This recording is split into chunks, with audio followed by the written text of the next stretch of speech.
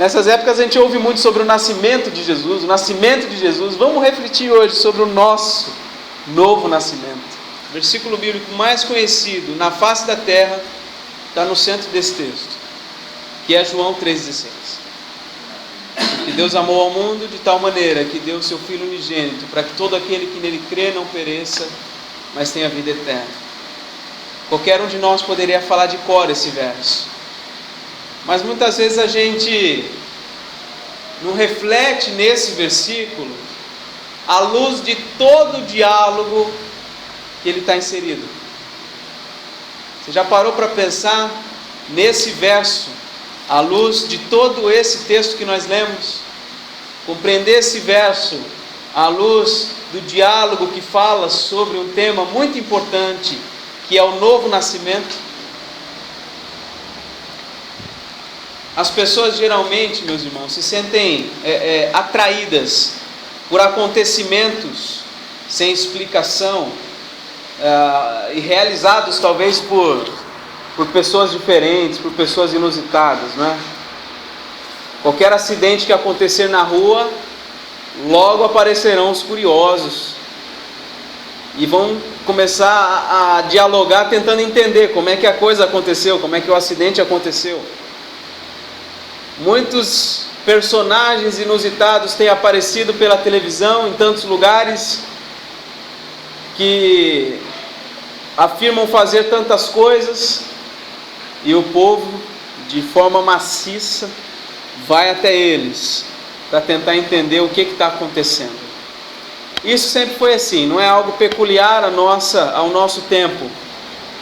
Nicodemos olhou para Jesus e percebeu um homem que fazia coisas extraordinárias, que era inusitado, que era diferente de toda e qualquer pessoa daquela época. E ele então foi até Jesus, como todos que buscavam Jesus, que seguiam Jesus, procuraram entender quem ele era. Nicodemos foi até Jesus para conversar com ele. Diz aí no versículo 1 que Nicodemos era um dos principais dos judeus, um líder religioso na nação de Israel. Ele foi de noite no intuito de que quase ninguém pudesse vê-lo, ou que ninguém pudesse vê-lo, talvez até envergonhado, não sei. E ele disse para Jesus, Rabi, sabemos que és mestre vindo da parte de Deus. Veja como ele designa a pessoa de Jesus, um mestre. Rabi, sabemos que és mestre vindo da parte de Deus, porque ninguém pode fazer esses sinais que tu fazes se Deus não estiver com ele. Mas aí a resposta que Jesus deu é isso. Em verdade te digo que se alguém não nascer de novo, não pode ver o reino de Deus. Logo na primeira palavra de Jesus para com Nicodemos, ele dá o tema da conversa. E ele fala do início ao fim sobre o mesmo tema, o novo nascimento. Ele fala sobre uma nova vida que precisa haver para entender quem é Jesus. Porque para ver o reino de Deus não é suficiente entender que Jesus é um mestre. Não é suficiente entender que Ele é enviado de Deus. Para nós vermos o reino de Deus é preciso nascer de novo. E o que é ver o reino de Deus? Meus irmãos, ver o reino de Deus é reconhecer que Jesus é mais do que mestre. Reconhecer que Jesus é mais do que um realizador de milagres. É reconhecer que Jesus é o Filho de Deus, que Ele é o Rei desse reino, o Rei sobre todo o universo, sobre tudo e sobre todos. Nicodemos, ao ver os milagres, ao ouvir a respeito de Jesus, entendeu que Ele era um mestre. Mas para que ele pudesse entender que Jesus é o Rei do universo, o Filho de Deus, era necessário que ele nascesse de novo.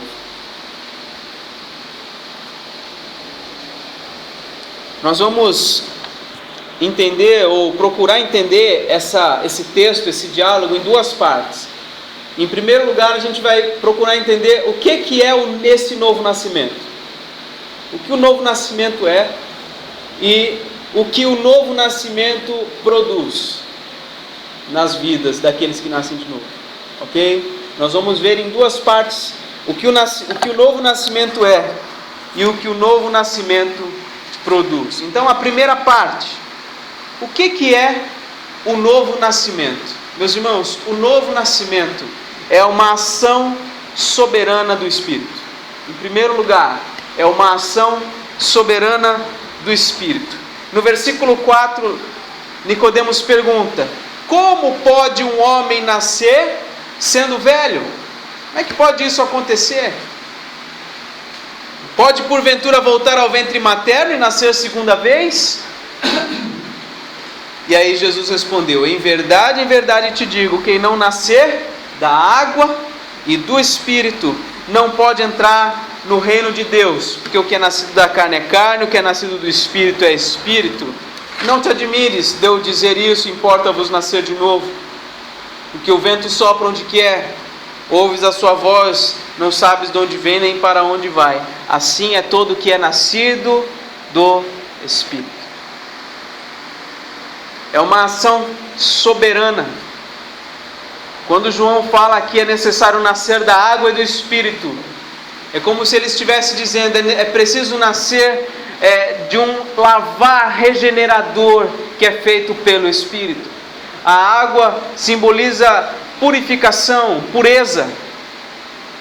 Ele está dizendo que a ação de fazer nascer de novo alguém, a ação do Espírito de fazer nascer de novo alguém tem a ver com purificação, tem a ver com limpeza, tem a ver com santificação.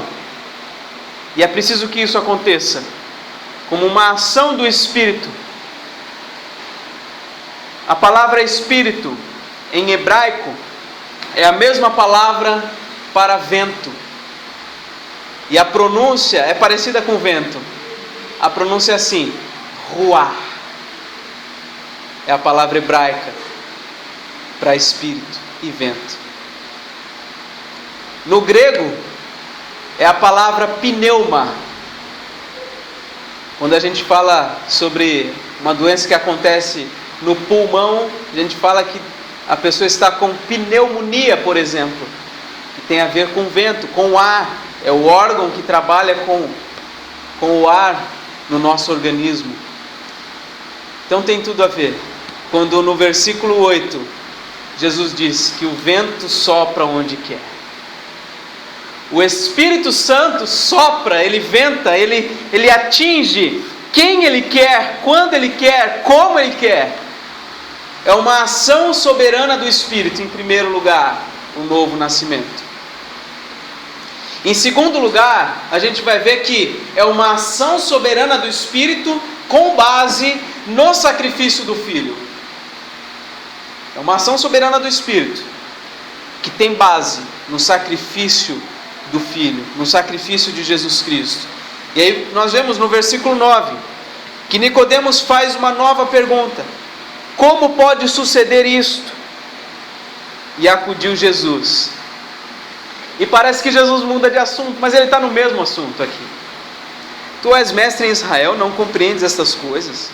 Em verdade te digo que nós dizemos o que sabemos, testificamos o que temos visto, contudo vocês não aceitam o nosso testemunho.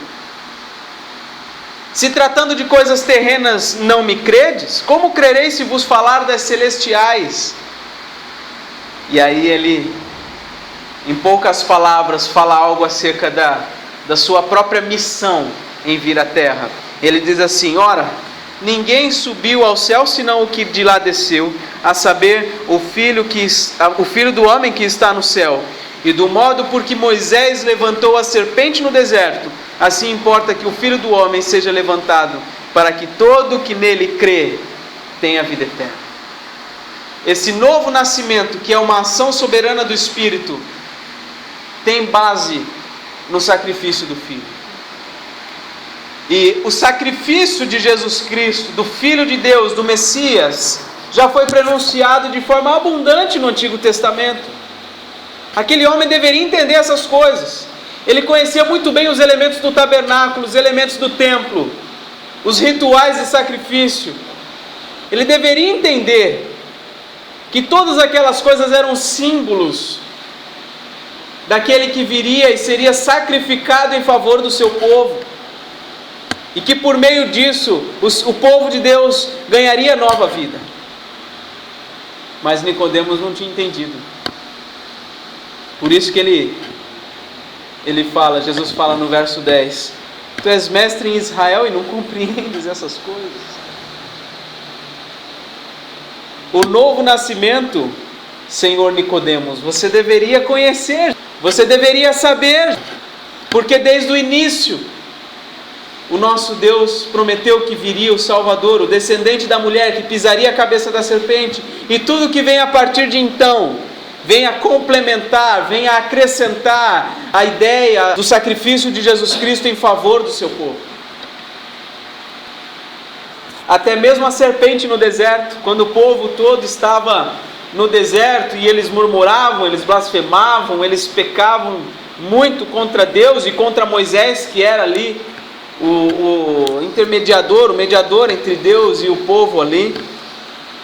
Em determinado momento daquela história, aquele povo comete um pecado contra Deus e Deus manda serpentes abrasadoras que mordiam e matavam os homens que estavam no deserto. Então Deus, muito criativo, muito pedagógico nas suas ações, procurando ensinar, conduzir o seu povo ao momento em que viria Jesus Cristo, então ele fala para Moisés: faz o seguinte, pega uma serpente, faz uma serpente de bronze, prende essa serpente no alto, para que todos os homens e mulheres da nação, quando forem mordidos pela serpente, ao olharem para aquela serpente que está levantada, ao fitarem os olhos nessa serpente, sejam curados. E Jesus agora fala: olha, da mesma maneira, do modo como Moisés levantou a serpente no deserto, assim importa que o Filho do Homem, Ele mesmo, seja levantado, para que todo que nele crê, para que todos os que olhem para aquela cruz e entendam o sacrifício que Jesus está fazendo, possam ter vida eterna. O novo nascimento é uma ação soberana do Espírito que tem base no sacrifício de Jesus. Nós não poderíamos ser vivificados, transformados, não poderíamos ter nascido de novo sem o sacrifício de Jesus Cristo, sem que Ele fosse levantado naquela cruz e ter sido morto em nosso lugar. Não poderíamos ter nascido de novo. Agora, um terceiro ponto. O novo nascimento é uma ação do Espírito Santo, que tem base no sacrifício do Filho.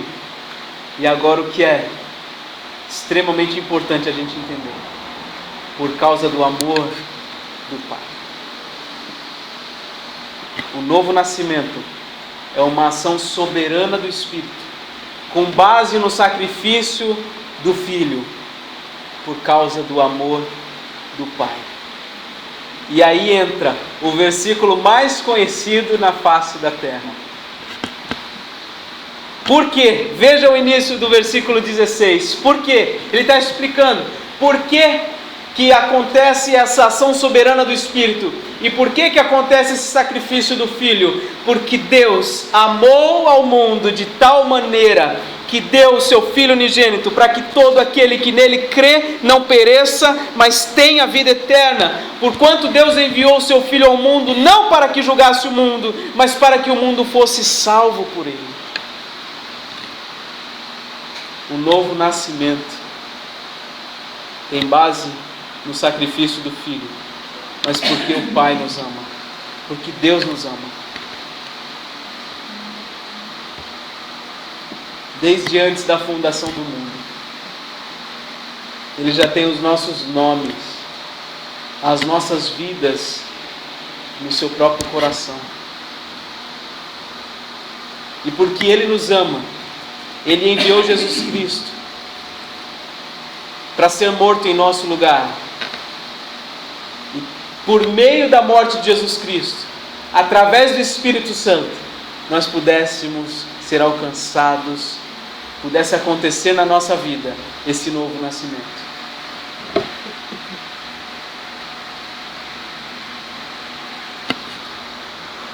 Quando nós falamos sobre novo nascimento, nós estamos falando sobre o que faz o homem deixar o estado de rebeldia para com Deus e voltar-se para Ele em adoração. Quando a gente fala de novo nascimento, a gente está falando desse processo, do homem abandonar uma vida de rebeldia contra Deus e se voltar para Ele em adoração. Alguns estudiosos, quando falam sobre conversão, fazem uma distinção entre regeneração e novo nascimento. Esses teólogos, esses estudiosos que fazem essa distinção, eles compreendem que regeneração é a ação do Espírito em implantar uma nova vida no homem. E novo nascimento é a ação do Espírito em fazer com que essa vida apareça. Percebe? Vamos pensar rapidamente na gestação de uma criança. Quando essa criança é concebida no corpo, no ventre de uma mulher, não é possível que nós vejamos qualquer coisa. Somente com o tempo as evidências vão aparecendo, e somente depois de alguns meses ou muitos meses é que essa criança poderá ser vista. Regeneração é como se fosse a concepção. Quando o Espírito, por um ato soberano, implementa ou implanta a vida num coração que está morto em seus delitos e pecados. E a partir do momento que Ele implanta essa vida, ou no mesmo instante, ou um tempo depois, começa a manifestar isso. E aí é onde a gente começa a ver. Aí é o novo nascimento. É quando as atitudes mudam, quando as coisas aparecem, é quando a criança chora. Esse é o novo nascimento. Mas o importante agora, meus irmãos, não é a gente entender as distinções entre regeneração e novo nascimento. O importante agora é a gente entender algumas coisas. É a gente entender que o novo nascimento é uma obra que o Trino Deus é responsável. O Deus Pai, Filho e Espírito Santo, o único Deus verdadeiro, é responsável por essa obra na vida humana. Nós lemos na liturgia o texto de Tito, capítulo 3, a partir do versículo 7. Ouça o texto mais uma vez e perceba a trindade nesse texto. Quando, porém, se manifestou a benignidade de Deus, nosso Salvador, e o seu amor para com todos, não por obras de justiça praticadas por nós, mas segundo a sua misericórdia, Ele nos salvou mediante o lavar regenerador do Espírito, que Ele derramou sobre nós ricamente por meio de Jesus Cristo, nosso Salvador. Veja, por causa do amor de Deus, houve o lavar regenerador do Espírito por meio de Jesus Cristo, o nosso Salvador. A conversão, o novo nascimento, é uma ação de Deus, do Deus Pai, Filho e Espírito Santo, em nosso favor. Ninguém pode dizer que quis ser concebido. Você fez essa escolha? Você pode dizer que você quis nascer? A gente é involuntário nisso. Fomos simplesmente concebidos. Simplesmente nascemos e crescemos. Estamos aqui até hoje. E é interessante que quando a gente vê no Evangelho de João, no capítulo 1, se você quiser folhear rapidamente, capítulo 1, versículo 10, o apóstolo diz assim: o verbo estava no mundo, o mundo foi feito por intermédio dele, mas o mundo não o conheceu. Veio para o que era seu e os seus não o receberam, mas a todos quantos o receberam, deu-lhes o poder de serem feitos filhos de Deus, a saber, os que creem no seu nome, aos quais, veja, não nasceram do sangue, nem da vontade da carne, nem da vontade do homem, mas da vontade de Deus. Esses, meus irmãos, que João está falando nesse texto de João capítulo 1, ele está dizendo que aqueles que nasceram por vontade de Deus tiveram a atitude de receber Jesus Cristo. Esses que nasceram da vontade de Deus tiveram a atitude de receber Jesus Cristo. Eles não foram forçados a receberem Jesus Cristo. Eles não foram obrigados a crer em Jesus Cristo. Aqueles que nasceram de Deus, ao ouvirem sobre Jesus Cristo, o Filho amado enviado por Deus para salvar, eles alegremente, voluntariamente recebem o Senhor Jesus Cristo como Salvador e Senhor de suas vidas. É porque o Senhor Deus agiu soberanamente nos seus corações, fazendo com que eles viessem a nascer de novo, que então eles receberam Jesus Cristo. Alguns têm dificuldade em dizer que aceitam Jesus. Eu aceitei Jesus Cristo, eu me converti. Mas nós podemos dizer isso, contanto que nós entendamos que é porque nós nascemos de novo, porque o Espírito Santo soberanamente atuou na nossa vida, que então nós pudemos dizer: eu aceito Jesus, eu creio em Jesus. É importante nós entendermos que essa ação é uma ação de Deus, uma ação do Deus triuno nas nossas vidas. E outra coisa que é preciso que a gente compreenda é que essa é uma obra realizada por meio da palavra. Veja, eu acabei de dizer que não é o nosso intuito aqui fazer diferenciação entre regeneração e novo nascimento. Nós vamos entender como um único elemento, que é chamado de conversão. Isso só acontece por meio da palavra de Deus. E tem muitos textos que falam sobre isso nas Escrituras. Por exemplo, na carta de Tiago, capítulo 1, versículo 18. Eu vou citar os textos, se você quiser somente anotar as referências e ler depois. Tiago, capítulo 1, versículo 18, diz assim: Ele nos regenerou pela palavra da verdade. Ele nos regenerou pela palavra da verdade. Em 1 Pedro 1,23 diz assim: Fostes regenerados não de semente corruptível, mas de incorruptível, mediante a palavra de Deus, a qual vive e é permanente. 1 João 5, capítulo 1: Todo aquele que crê em Jesus Cristo, que Jesus é o Cristo, é nascido de Deus. Para ser nascido de Deus é preciso entender que Jesus é o Cristo, e isso a natureza não conta para a gente.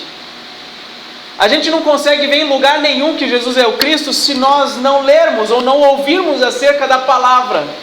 A palavra de Deus é o elemento pelo qual o Espírito Santo utiliza para gerar vida nos nossos corações.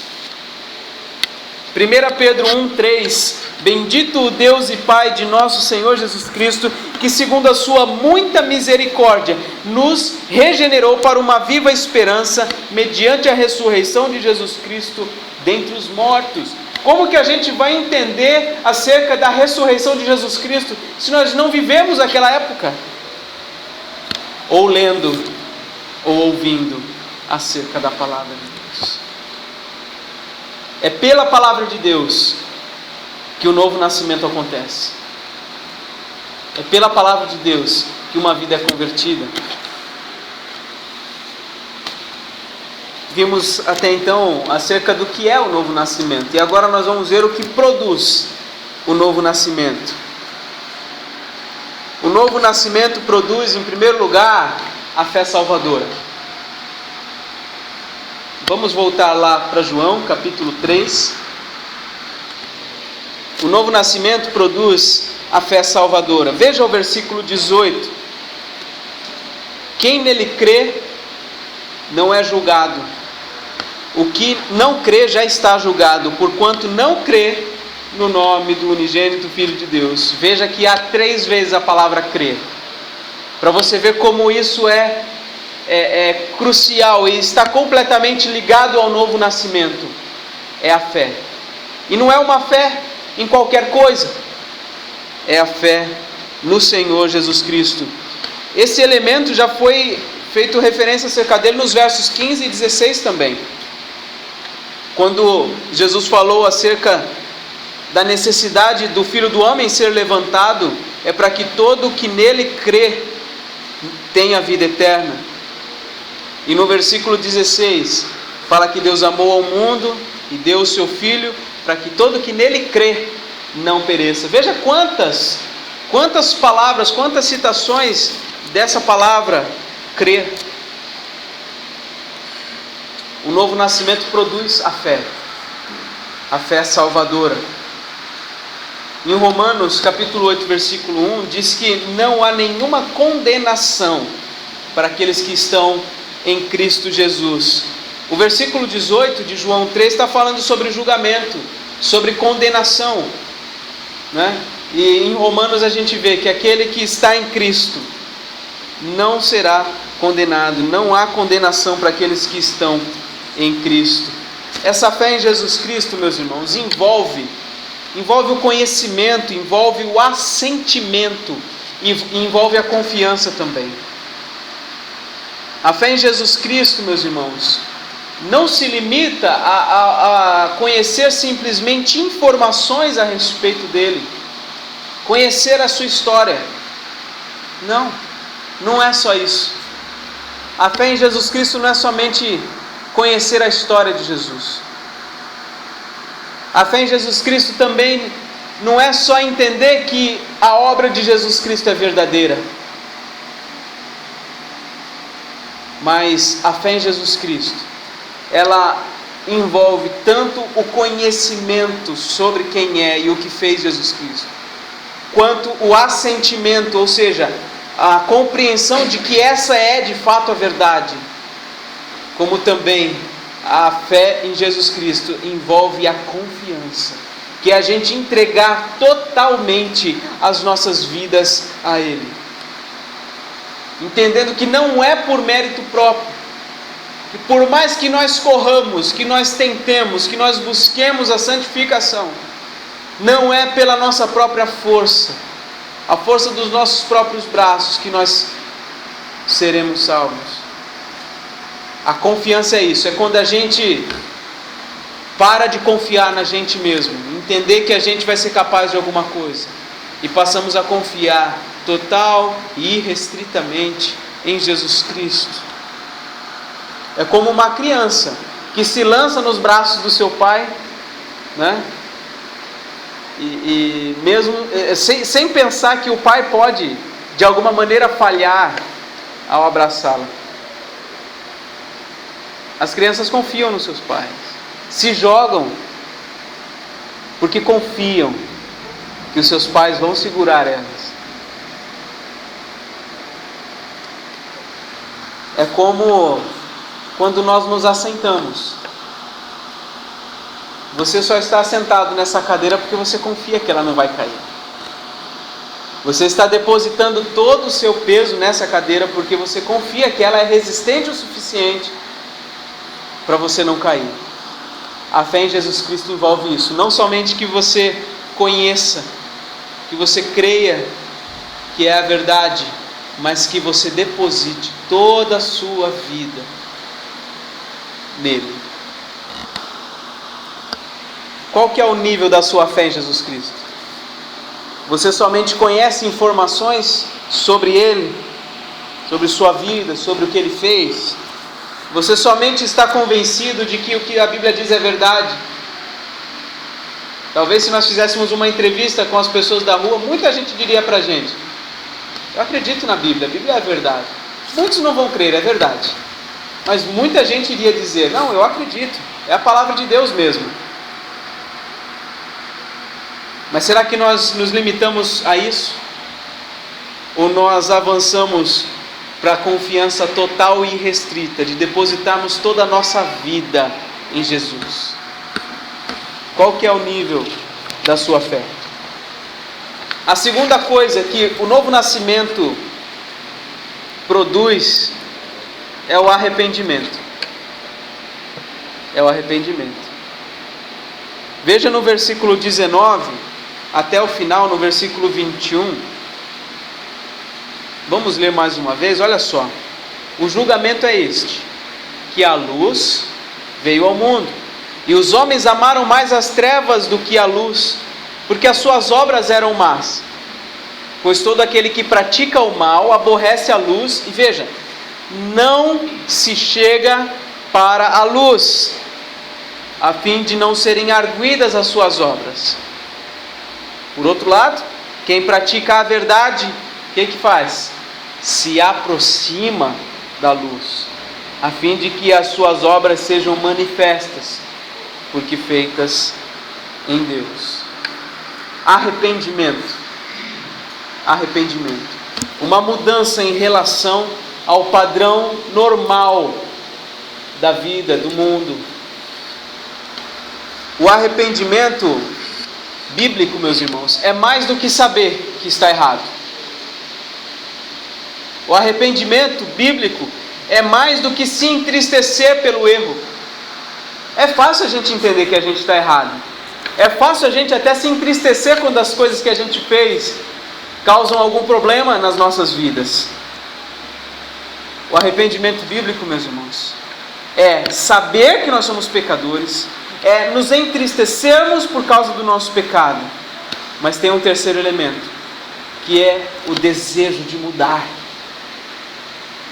É um propósito novo, é uma intenção nova de nos aproximarmos da luz. Isso só acontece com quem nasceu de novo. Quem não nasceu de novo pode até entender que está errado, pode até ficar triste porque cometeu alguma coisa errada, mas só aquele que nasce de novo se propõe de fato a buscar força no Senhor Jesus Cristo, abandonar as trevas que vivia e se viver agora em função de se aproximar cada dia mais da luz. O arrependimento é algo que é concedido por Deus, é algo que o Senhor mesmo nos conduz a Ele, ao arrependimento. Quando a gente fala que para que os nossos pecados sejam perdoados, nós precisamos nos arrepender, a gente não pode entender que o nosso arrependimento é o pagamento pelo nosso pecado. Eu não preciso me arrepender para que o meu pecado seja pago, para que a minha culpa seja anulada, porque isso foi Jesus que fez na cruz. Foi Jesus que pagou o preço do meu pecado.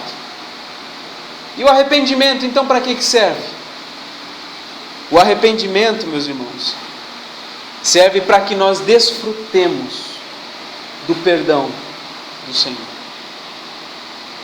O arrependimento ele é extremamente importante para que nós entendamos as nossas fraquezas, compreendamos o quanto os nossos pecados entristecem ao Senhor, então desfrutamos da paz e da alegria de entender que os nossos pecados foram perdoados na cruz.